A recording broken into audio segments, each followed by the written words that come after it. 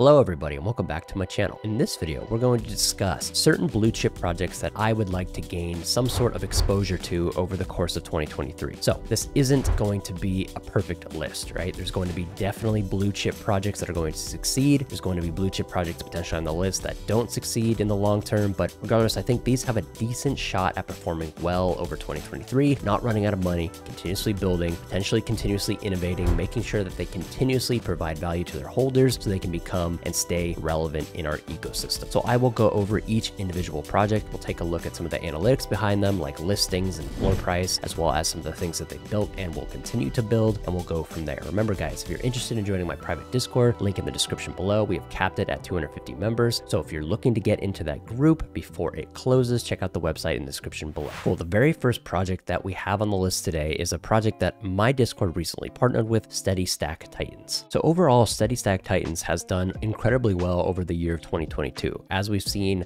hundreds of projects go from basically 100 to 0. Steady Stack Titans has continuously pushed out great content. Their floor price has been continuously very strong. And recently they have announced that they have a bunch of other really cool stuff coming. I don't have too many details on what exactly that stuff is, but I do know at the current moment, they have a bunch of different utilities. Quite a few of those utilities has been shared to people in my Discord Vinland, but they also do a bunch of other stuff outside of that. They have Zoom training sessions for stock traders. They have a bunch of different analytic tools and curated alpha that they share to their Discord. They also have those algorithmic trading bots that work in Discord and also work on TradingView to help you make any sort of longing and shorting leverage trades as well as crypto swing trades. So they do a lot. And frankly, they're one of the very few projects that I think are going to last for years and years to come. All right, so what we're going to do now is we're going to take a look at NFT Nerds and just kind of break down some of the overall statistics and analytics behind the Steady Stack Titans floor price, volume, listings, etc. All right, so taking a look at what has been going on for the past month or so, we have seen fairly consistent volume over the course of 30 days of November and December. But what's really cool about Steady Stack Titans is they don't need any sort of secondary royalty fees to make sure that this project and company continues to have money. They partner with different businesses like Vinland that provide them with income and secondary sources of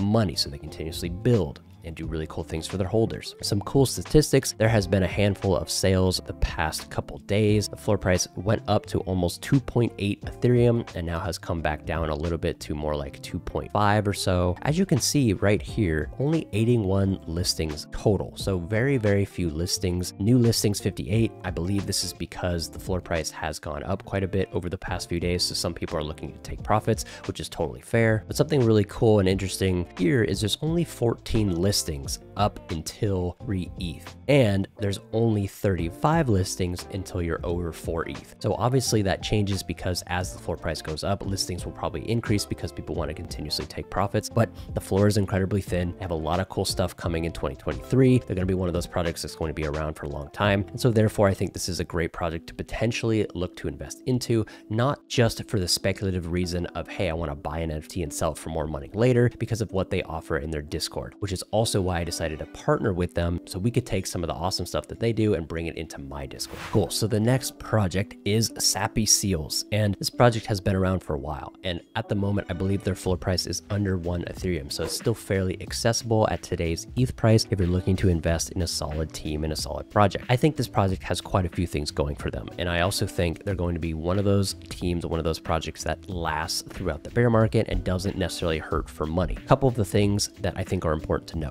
One, the art is incredibly cute and makes for a great profile picture. Making good profile pictures equals people want to use those profile pictures equals organic marketing. One of the other main reasons I really like this collection, and I don't think this collection is going anywhere, is the founder. And very active on Twitter, great engagement, someone who's I think a great follow in general, but also B, someone who genuinely makes good content, runs a great project, is going to be relevant and around the space for many years to come. And that's exactly what you want out of a founder. If you're going to invest money into an NFT project, you want to make sure that the founder, I think, is a big plus if they're active on Twitter and have a decent following, but also B, clearly is involved in the ecosystem, cares about the ecosystem, and doesn't plan on going anywhere anytime soon. All right, so we will take a look at the analytics here. They have a floor of 0.89, a 10,000 supply with only 420 listings. So overall, that's a really good kind of ratio between listings and overall supply. I think around 420 is actually really, really solid. Even just looking at the 7-day chart here, there's been consistent volume throughout, but if we go 30, it's even more. Tons and tons and tons of volume over the past month or two. So this collection is definitely on the rise at the moment, and I think is a contender to do really well in 2023, 2024. And a lot of projects coming into 2023 just need to survive. To make sure they have enough money, they need to make sure they still do cool shit for their holders, and that's really the main game plan. A lot of projects are going to run out of money and fail. I think this is one of those projects with their founder, who's very active on Twitter with great engagement, is going to survive the bear market that we're currently in. So besides the low amount of listings and a great amount of volume, if you take a look at some of these stats, there is only about 48 listings or so until 1 ETH. So that's pretty good. It doesn't take too many listings. It doesn't take too many purchases to get to that 1 ETH mark. 1 ETH, I think, is a really strong psychological level for people in the NFT space, right? So if you can kind of break that 1 ETH mark, I think there's more room to grow potentially. They might have some really cool catalysts coming up in 2023. And so there's quite a few solid reasons as to why this project might continuously trend higher and higher throughout the next couple months. But yeah, if you combine the fact that the founder is relevant, active, knowledgeable about the ecosystem, the fact that there's been a bunch of volume recently, the fact that the listings are fairly low, the fact that the artwork is great, cute, and makes for a great PFP, I think these are all potential reasons as to why this could be a project that A, is going to survive the bear market, and B, is going to continue to excel.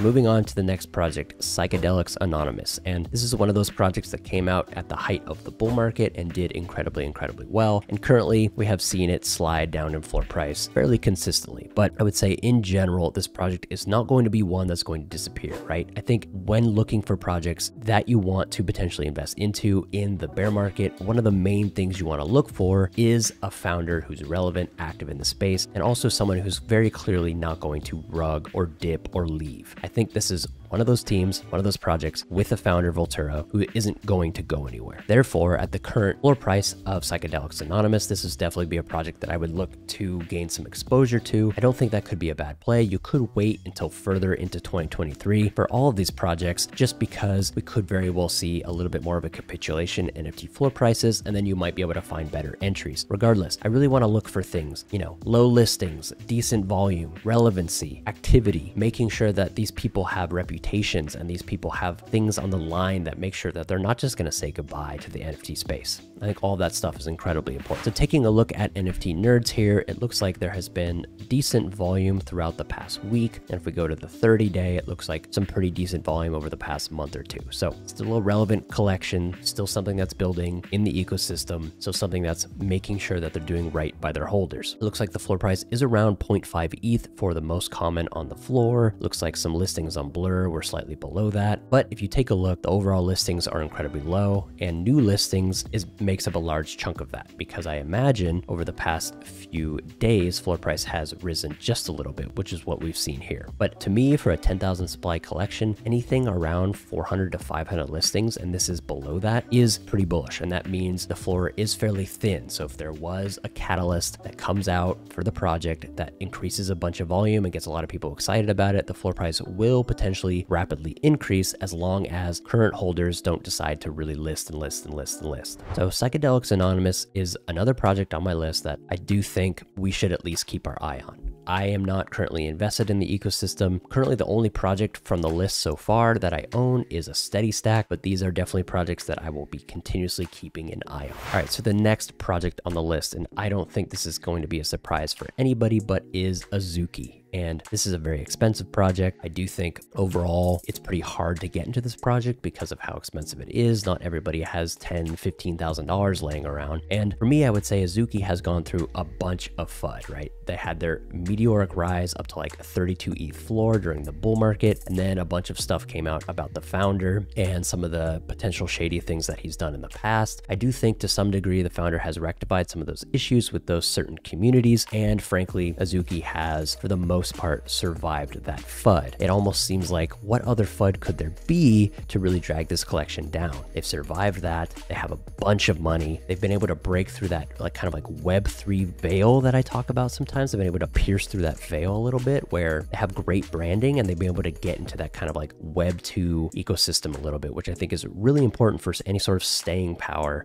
for an overall brand in general. So we will briefly look at the Azuki NFT nerds chart. So let's see. 10,000 supply, obviously 950 listed, so a little bit more, but floor price is incredibly strong around 11 Ethereum. So not a cheap collection by any means, but definitely a collection that I would consider to be blue chip status at this point. I think they have proven that. As you can see over the past month or two, there has been a ton of volume. And so I would say this is not a collection that everybody can afford. So what we can do is we can go over and over to the Beans, which is a part of their ecosystem, which is a part of their brand and their everything they have going on. And this is slightly below 1 ETH floor price. So I would say Beans is potentially a great investment for folks who don't have the liquidity or don't feel comfortable spending that much money on one single NFT. Beans could be an option for you. Same thing, tons of volume, fairly low listings for this crazy supply that they have, pretty low floor. So you could definitely have opportunities to get into it, maybe throw a couple bids out there. Maybe you'll get lucky getting accepted on something that you really like. But I would say for me, before I bought an Azuki, I'd probably look to get a Bean or two. And that's kind of where I'm at with the Azuki ecosystem. And then a couple honorary mentions. I think these are fairly obvious, but the Bored Ape Kennel Club and Mutant Ape Yacht Club, I think, are both more reasonable outside of the Bored Ape ecosystem that you could potentially want to get into. If you have more liquidity to play with, this could be something that you could look to getting into. As you can see on the Bored Ape Kennel Club, I don't really know what news sparked this. It might be that new trailer they released with the Jimmy's trial or whatever, but a ton of volume recently and quite a bit of an uptick in floor price, anywhere from like 6 ETH to like 8.2 ETH or something like that. So quite a bit of action with the dogs recently. And obviously Mutant Apes, when staking was released and all of this stuff, there's been quite a bit of action here as well. So obviously nothing is safe in the ecosystem, in the NFT ecosystem. Any project I think at all could potentially go to zero, bar some catastrophic event. Regardless, if I was to get back into the Yuga ecosystem, full disclosure, I do hold one mutant at the moment. I might get a dog. Who knows? Maybe I'll get another mutant. Maybe I'll just buy some ape coin. You definitely have options when it comes to Yuga and wanting to get a little bit of exposure to their ecosystem, as long as you are fairly bullish on what they're doing overall.